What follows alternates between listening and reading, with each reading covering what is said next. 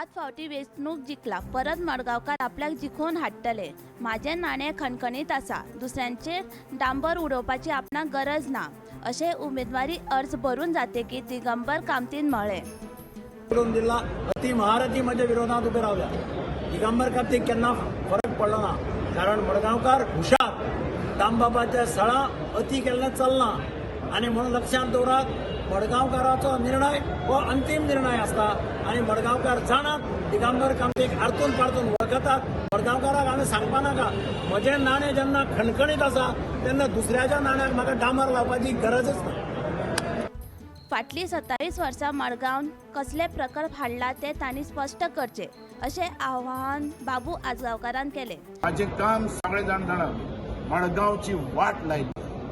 मडगांव आज आम्ही भोंवतात तेन्ना लोक सांगतात की बाबू हे फाटी चेंज जाय, कारण मडगांव तेणे तेजी कापासतात समज आसा दिगंबराची, तेणे लोया मैदानाचेर सांगचें मोती दोंगर आपलो म्हणून, आपूण थंयचो आमदार म्हणून.